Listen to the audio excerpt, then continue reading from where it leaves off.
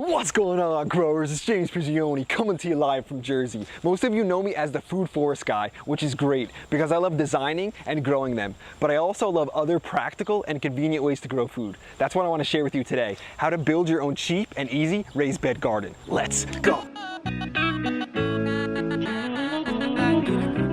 If you saw my last video, then you know I recently just took out a red delicious apple tree that I had planted in this section. The reason I did that is because this hazelnut tree, which is doing so well, has just gotten so large that it shaded out this area way too much for that apple tree to produce and to do well. That's the reason I couldn't graft onto it or anything, because it's just not getting enough light. So I took that tree out right here. And to replace this tree, what I'm going to do is be building a raised bed in this section, and there's a few different reasons why I'm doing that. One of the main reasons that I want to grow a raised bed in this section here, and not just plant how I usually do, directly into the ground, is because I have this hazelnut tree behind me, some of the other trees here, and I don't want to disturb those roots. This way, by putting a raised bed in, I'll avoid a lot of those issues. That's the same reason people like growing raised beds in sections that are hard clay, or if they have really rocky soil. You can avoid some of those issues you're going to run into by putting a raised bed in. Let's start building. Another reason I'm going to be building a raised bed here is because I'm running out of space to plant my annuals.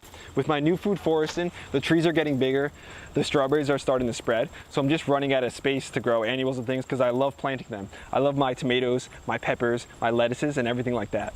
Also, a good reason to have a raised bed is if you're planning on growing in a section that you're renting or you're not going to be living there for a long time, you may not want to waste a lot of time building your soil through mulching and stuff, which can take years because you know you're going to be out of that section soon. So a raised bed could be a good option for that. We have all of our wood here now. The dimensions of the bed are going to be 4 foot by 8 foot. As you can see, we're not using pressure treated wood because we don't want the option of any of those chemicals or anything that's in it to mess with what we're growing. And I'll talk more about the wood that I'm using as I progress. The wood that we're going to be using are 3 2x10s, so 10 inches in this height right here, at 8 feet long, and then 3 2x4s at 8 feet long as well.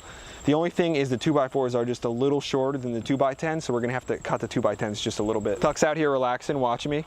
And if you don't feel comfortable cutting the wood yourself, what you can do is, if you go to Home Depot or Lowe's, just make sure you have your dimensions before you go there, and then let them know what they are, and they'll cut the wood for you. I had them do that for me before, and they do an excellent job because they have a track saw. It gets everything square and perfect.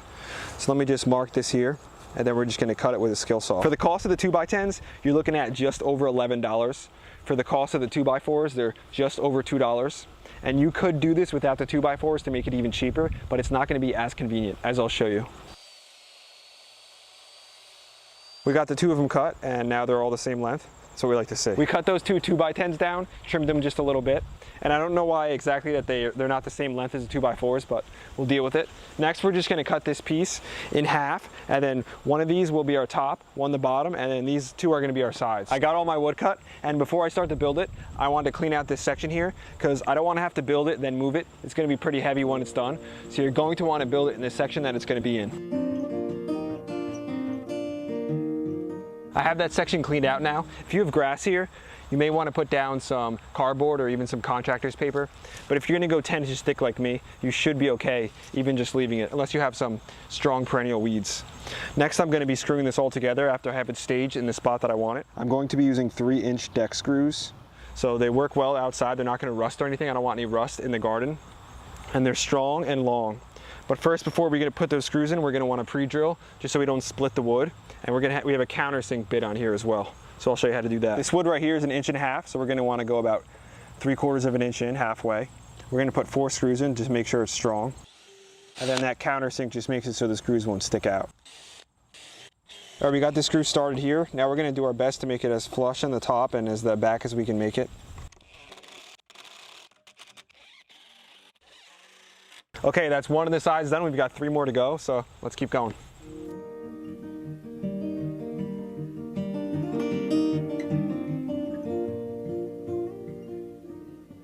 Okay, that's the last screw. It looks good, looks nice and square. I'll check it again at the end. But now I want to show you what the idea was with cutting the 2x10s to the same length as these 2x4s. So I can put these 2x4s up here as a rail. This isn't 100% necessary, but it's going to help hold the whole thing together. It's also going to be a nice little area for us to sit and reach into the bed. So what we're going to do is put a few pieces of wood in here to the inside. This way I have something to screw down to on this side and on this side here. For this section here, basically making these little cleats, I'm just gonna cut this 8-foot piece into 1-foot sections. This way I can get 8 of them. And you could just use scrap wood if you want. I just didn't have any on hand, so I had to buy this extra piece.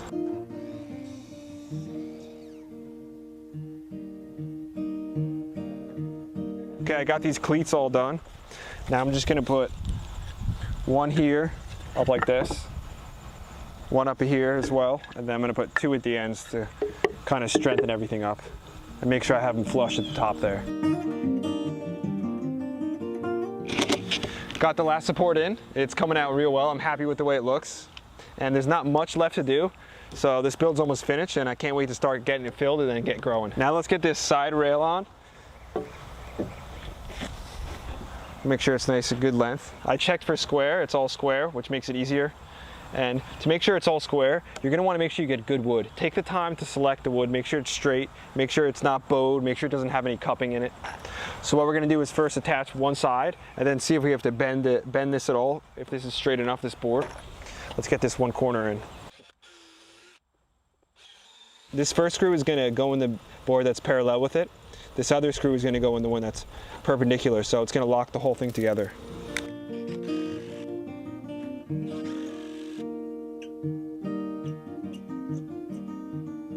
I got those 2 sides in, those rails.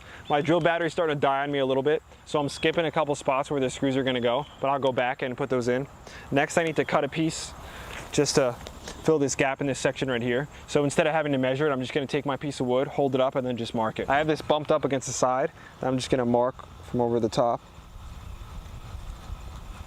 Then we'll just cut that to length.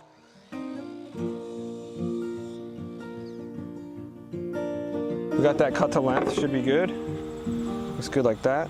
Now we're just gonna pre-drill.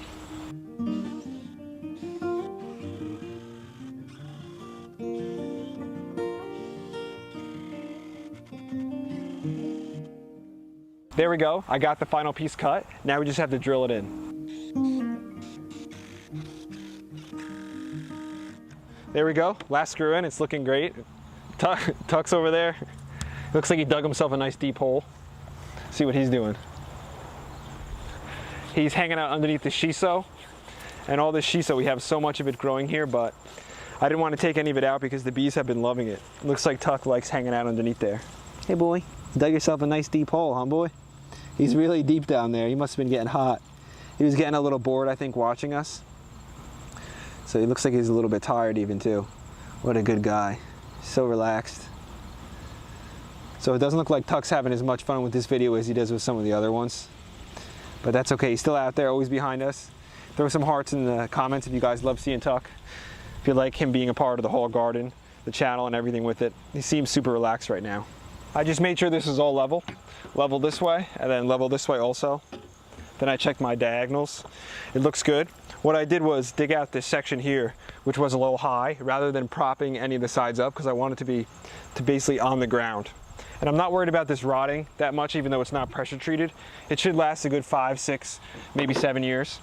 And I don't have any posts into the ground because that'll just make the rot happen even quicker. And I'm not worried about it bowing out too much because I got these side braces, and also I'm only 10 inches high. And when I put the soil in, that's going to really add a lot of weight to this whole bed, so I'm not worried about it shifting too much because this is a good sized bed. As you can see though, if I sit on the rail here, I can easily reach into the center. So this will be good. This was just to check the level. I'm going to be taking that out. Now we're going to start filling it with soil. The first thing that I'm going to add is peat moss, and this can be slightly acidic, but that's okay because the rest of the bed I'm going to be filling mainly with black leaf mulch, which I get for free locally, and that's highly alkaline. The only issue is it can't really retain moisture. So by adding this, it's going to greatly increase its ability to retain moisture. I'm going to dump this in, get some black leaf mulch and mix it all together, and then I'm going to add some of my own homemade compost, the best stuff you can grow with. All right, here's the first load of the black leaf mulch. You can see it's got a nice dark color to it. So we're just gonna shovel all this in. Good local free resource. That's another reason I wanted to do the raised bed, because I knew I could get this locally for free. So what I want to do is shovel all this in, and then I'm gonna mix it up with the peat moss. So it's almost like building our own soil. because this mulch is high, it's nutritious, it's alkaline, but it's just, like I said, it can't hold water well. It dries out quickly, and then once it gets dry, it's really hard to make it absorb water again. I'd say about 10 more wheelbarrows and I'll be done. What I'm gonna do is after I get some more loads in, just come and just mix it up. I'm gonna use a pitchfork to do it, but we'll mix it and get a better composition. That's today's video, growers. Thanks for watching. I hope you enjoyed it. I hope you got something out of it. The raised bed is finished. The building of it, it looks fantastic. I'm super happy with the way it came out.